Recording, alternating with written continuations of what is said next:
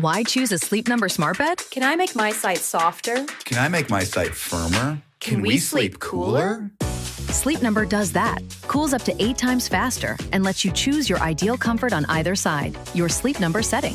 Enjoy personalized comfort for better sleep night after night.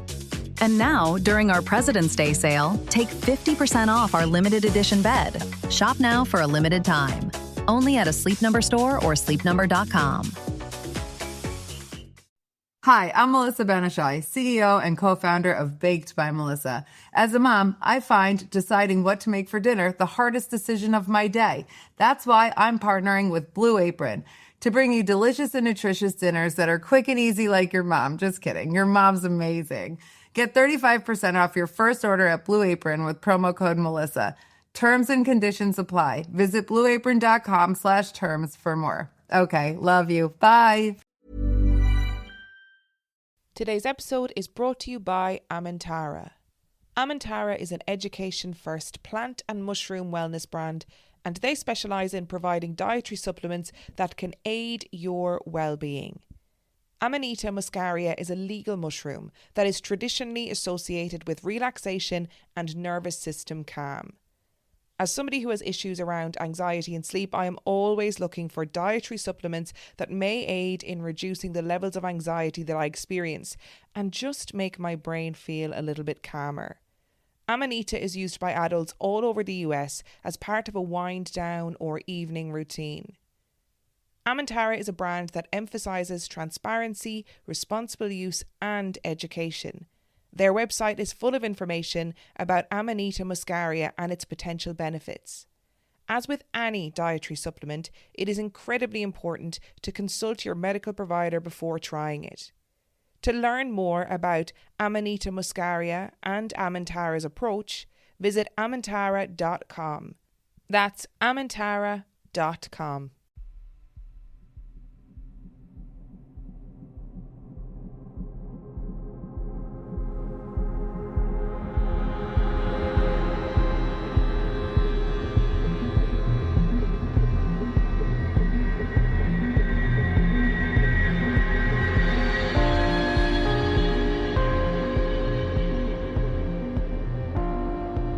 Hello and welcome to mini episode number 502 of Real Life Ghost Stories. And I have 2 spooky stories for you today, and the last story comes from the 20th of November 2025. And story number 1 comes from Stacie. Before we begin, I'd like to give a trigger warning for suicide. My older brother Scott and I, sadly, we were not close growing up. Then by the time we were adults, we lived half a country apart. In the early days before social media and texting weren't prominent, we never really bonded as adults either. My children, though, were able to get to know him and his family during their annual month-long summer visits to my parents. From the time my son Freddie was born, he and Scott shared a special connection, kind of like the little brother Scott never had. As I have learned over the years, they got into plenty of mischief those summers. Now I wonder if God didn't have a hand in planting Easter eggs so that I would have a reason to scold my big brother long after he left us. In summer of 2008, Scott's world got turned upside down when his wife left him. Despite our efforts to help and not knowing what was fully possible, he took his own life that fall. It was 5 days after Freddie's 12th birthday. My daughter was 9 and Scott's daughter was 8. We didn't talk to her for another 10 years until Facebook got the kids back into the same world. My parents were never the same. My oldest brother and I started to appreciate each other more. My own PSA. I understand why people see that as the only option, but believe it or not, your family will never be the same. You are loved by someone. Someone will miss you. Now my story. Scott's first visit wasn't long after he passed. We talked, though I don't remember what about. I could feel him in my arms when I hugged him. We were working on finding a relationship before his death, and I wonder if he wanted to finish what we started. After a couple of visits, he gave me indication that he wouldn't be back. Freddie's first time driving in the snow, I sent him off worried like any mom. I knew though that he was ready to do it on his own and I couldn't drive him around forever. Since I worked third shift, I laid down to sleep after he let me know that he was safely there. That's when Scott came back one last time. In the dream, I was at a party, people milling around, drinks in hand and chatting. I saw Scott in a chair. I saw him and walked over to him, surprised. "What are you doing here? I didn't expect to see you," I said to him and gave him a hug. He pointed to his mouth, indicating that he couldn't talk. He got up from his chair and walked over to a big map. He looked at the map and pointed to it, drawing a big circle around it with his hand, and tapped it. He didn't say anything, but I understood. He was showing me that no matter where Freddie is, Scott is there. He will always be watching over him. I wonder if he had a fill-in guardian angel until he was 12. Scott hasn't visited since then. I do get to scold him when I hear about things like him teaching Freddie to shoot guns when he was 10. And I see him when Freddie smiles the "I can charm the heck out of you" smile with a twinkle in his eye that Scott had. I believe that it is the job of aunts and uncles to be a bad influence on the nieces and nephews in the nicest possible way. The mantle of being the fun aunt is worth any bit of telling off from the parents, I would say. I think it's really beautiful, as always, that Scott found a way to come back and see you, and I think those visitation dreams offer so much comfort and closure and peace to those who are left behind. To lose somebody to suicide must leave you with so many deep, painful, unanswered questions. And I am glad that Scott found a way to show you that he was still around, and especially to be a guardian angel for your little fella.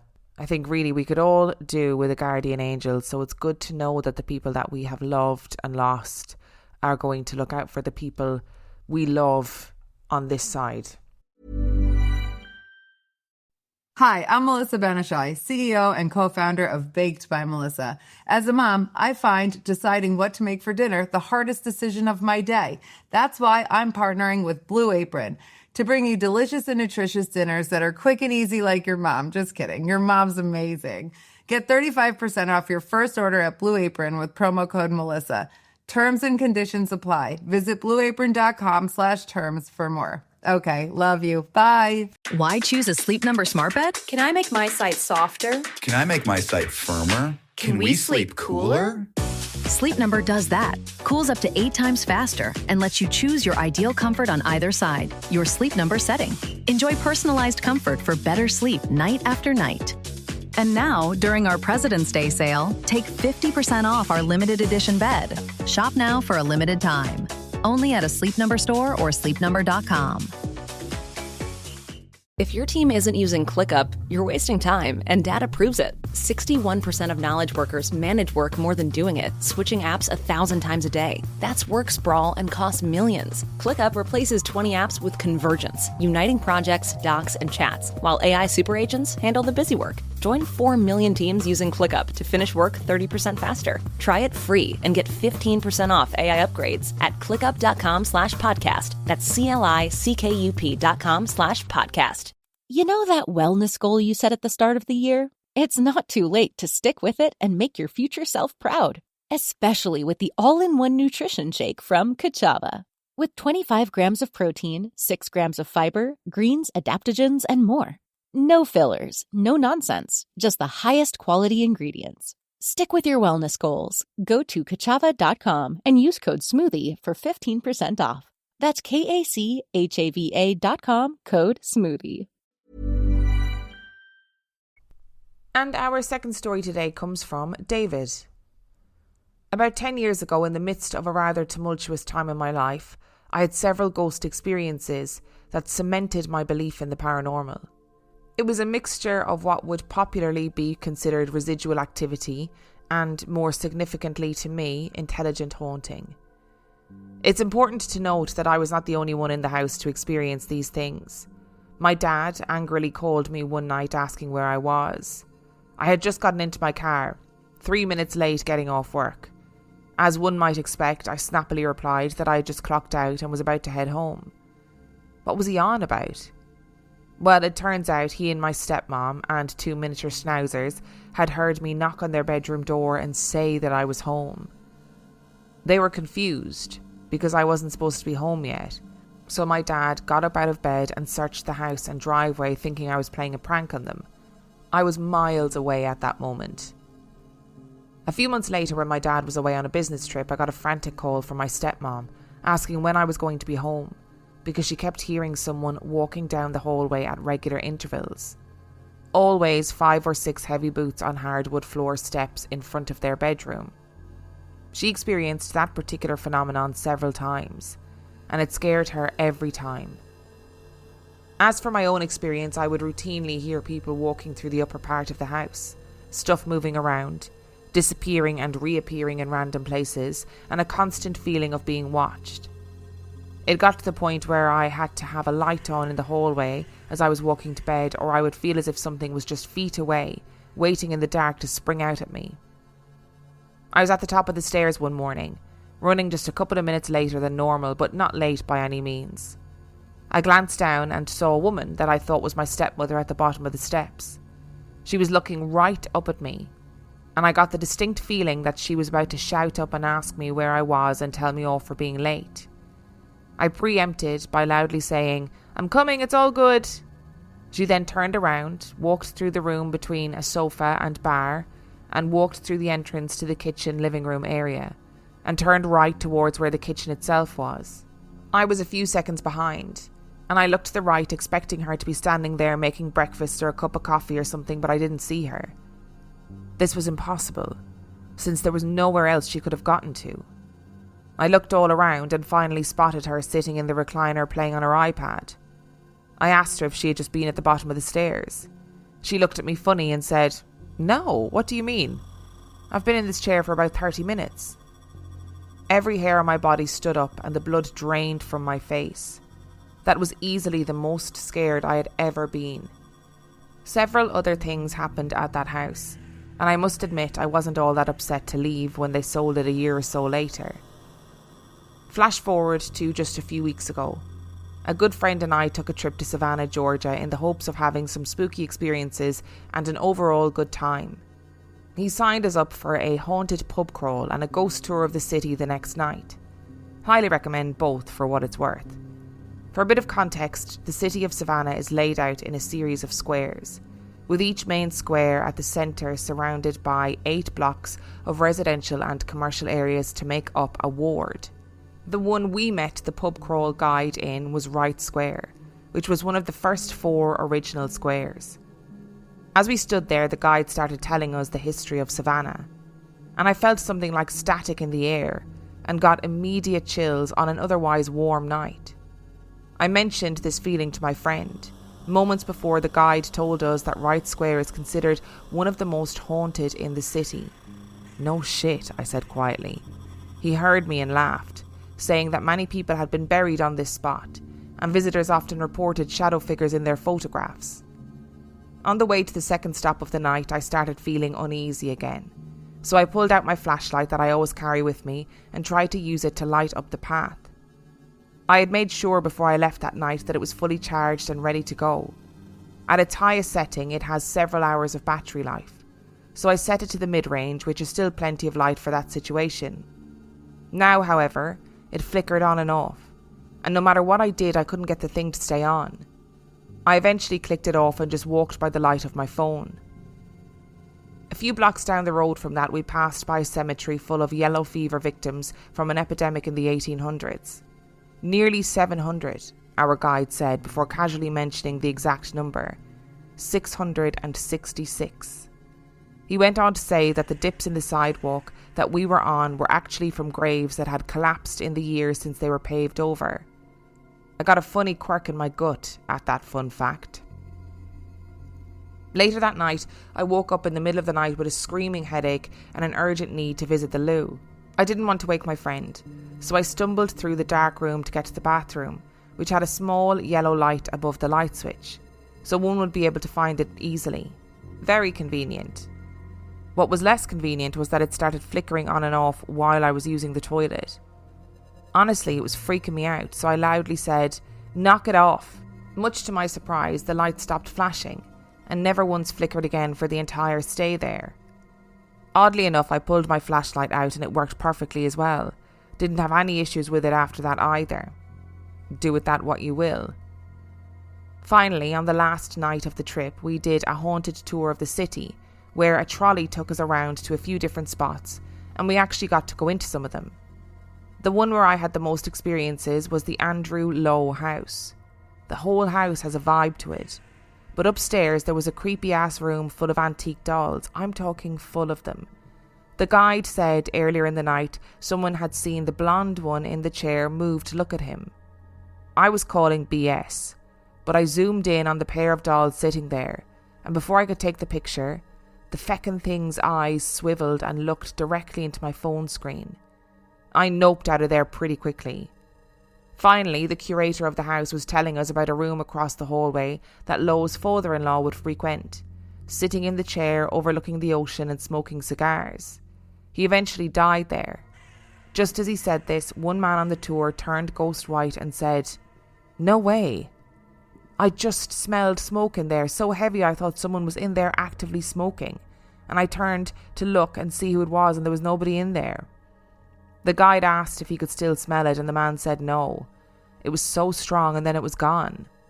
That was probably the most compelling thing that happened that night. I'm really curious about what you said about it being a tumultuous time in your life, and then these paranormal experiences were happening. Like, I'm really curious to know, prior to this tumultuous time in your life, were things happening in the house, or was it during this difficult period that things started happening? And it does sound like there was a lot of strange things happening in that house, like a lot of mimicry and kind of doppelganger behaviour, you know, with you knocking on the door being like, "I'm home," and you're actually still in work, and seeing your stepmom at the bottom of the stairs, or who you thought was your stepmom sort of walking through the house. And I sometimes wonder, because I can never figure out, you know, the reason or the ideas behind doppelgangers, you know, and people sort of have theories that don't really go anywhere, you know what I mean, where it's like, oh well, if it's dangerous if you interact with them, and I always feel like, well, you know, why is it dangerous if you interact with them? What's going to happen? I wonder if this mimicry or doppelganger behavior is actually a reflection of our own energy, or just the energy of the people in the household. And clearly this was not just happening to you, you know, that your stepmom is ringing you frantically because she's hearing heavy boots on a hardwood floor in front of their bedroom, you know. That's kind of, and like you said, that feels like residual energy, but stuff moving around, stuff disappearing and reappearing, and the random feeling of being watched, like all of that feels very intelligent.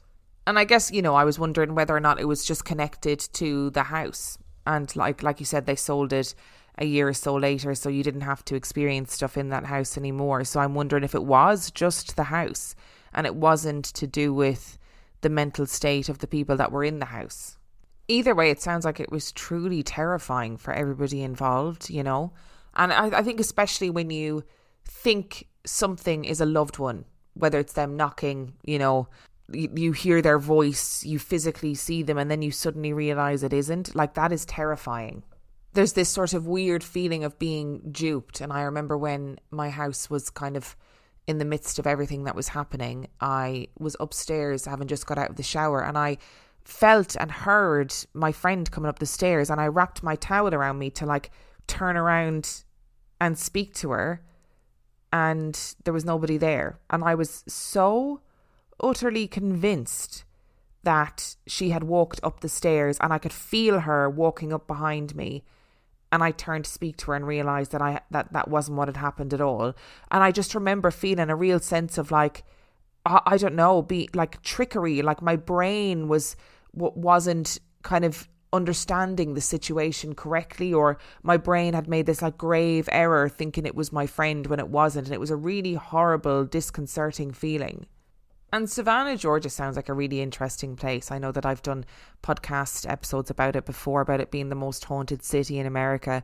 And there's a lot to kind of take in with places like that when they've got a really rich history. It's hard to imagine that they wouldn't be super haunted. And it also sounds like, David, you have some sort of radar for the paranormal. You know, you're feeling the static in the air, you're feeling the chills, you're very much getting that swooping feeling in your stomach when you're hearing about like stories about the yellow fever victims, and then obviously your flashlight isn't working, and then, you know, in the hotel room the lights to the bathroom are flickering, etc. And I think it is a real, if we've learned anything from this podcast, it's that if a ghost is kind of generally pretty harmless. If you say, just listen, knock it off, stop what you're doing, I know that you're here, but give it a rest, you're scaring me, they generally will. And I'm definitely going to have to look up the Andrew Lowe house, because I actually don't know anything about it or who Andrew Lowe was. But dolls moving, terrifying. I don't know if I spoke about this on the podcast, because I sort of avoided talking about the Zach Bagans Haunted Museum in detail on the podcast because I didn't agree with a huge amount of the content in the museum. But one of the things at the beginning of the tour of the Zach Bagans Haunted Museum was a room full of dolls, and you sort of had to like climb through the wall to get into it. It was a whole thing, right? And when I was going through that room full of dolls, now as you guys know, I'm not frightened of dolls. I could have sworn one of those little freaks turned slightly to look at me. And I don't know if it was like an animatronic thing. I don't know what it was. If it was like a motion sensor thing where they had set it up where when somebody walks past it, the doll seems to move. I don't know. But I would have put my life on it that little doll moved. And I was like, do you know what? I'm not even engaging with this. No, I'm not even gonna freak out because there's no point. I always feel deeply in my soul that when it comes to haunted dolls, I'm not afraid of them because I'm like, I could fight a doll and win. I could categorically fight a doll and win, and I am confident in that fact.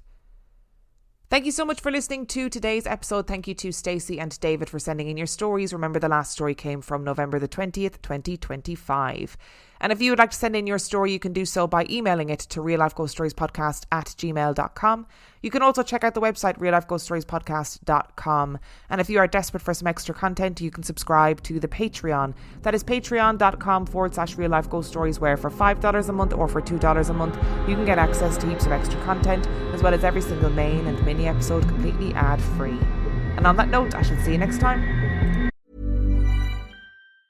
ClickUp just solved AI's biggest problem, and it's saving 4 million teams from productivity loss every day. Unlike ChatGPT and other AI tools, ClickUp converges all your work into one platform, so your AI super agents have full context to prioritize tasks, execute workflows, and draft documents instantly. Teams using ClickUp finish work 30% faster and cut meetings in half. Try ClickUp for free today and get 15% off AI upgrades at clickup.com/podcast. That's CLICKUP.com/podcast.